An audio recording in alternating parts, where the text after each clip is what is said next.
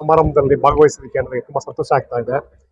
ಹಾಗೇನೆ ಪ್ರತಿ ವರ್ಷ ನಮ್ಮ ಕಾರ್ಖಾನೆಯ ಸಿಬ್ಬಂದಿ ವರ್ಗದವರು ತುಂಬಾ ಅದ್ದೂರಿಯಿಂದ ಈ ಒಂದು ಹುಟ್ಟುಹಬ್ಬದ ಸಮಾರಂಭನ ಆಚರಿಸ್ತಾರೆ. ನಂದು ಮತ್ತೆ ಜರಂ ಸಾರ್ದು ಇಬ್ಬರದು ಕೂಡ ಈ ಒಂದು ಹುಟ್ಟುಹಬ್ಬದ ಸಮಾರಂಭನ ತುಂಬಾ ಅದ್ದೂರಿಯಿಂದ ಆಚರಿಸ್ತಾ ಇರ್ತಾರೆ. ಹಾಗೇನೆ ನಾವು ಕೂಡ ಅವ್ರ ಜೊತೆಗೆ ಎಲ್ಲ ಕಾರ್ಮಿಕರ ಜೊತೆಗೆ ಸ್ಪಂದಿಸಿ ಅವರ ಒಂದು ಏನು ಹಾಗೂ ಹೋಗುಗಳ ಜೊತೆಗೆ ಹೇಗೆ ನಾವು ಮುಂದೆ ನಡ್ಕೊಳ್ಬೇಕು ಅನ್ನೋದನ್ನ ನಾವು ಯೋಚನೆ ಮಾಡ್ತಾ ಇರ್ತೀವಿ.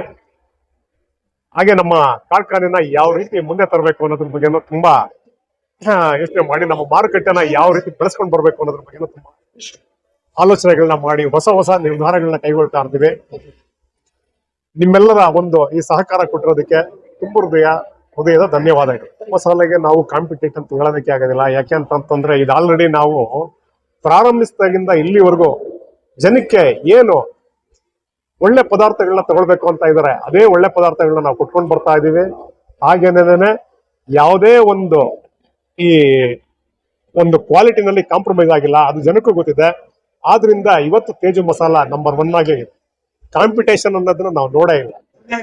ನಮ್ಮ ಎಲ್ಲಾ ತೇಜು ಮಸಾಲ ಗ್ರಾಹಕರಿಗೆ ನಾನು ಹೇಳೋದೇನಂತಂದ್ರೆ, ಇಷ್ಟು ದಿನ ನೀವೇನು ಸಹಕಾರ ಕೊಟ್ಕೊಂಡು ಬಂದಿರಾ, ಇನ್ನು ಮುಂದೆನೂ ಕೂಡ ನಿಮ್ಮ ಸಹಕಾರಗಳು ಇದೇ ತರ ಇರುತ್ತೆ ಅಂತ ನಾನು ಭಾವಿಸ್ತೀನಿ.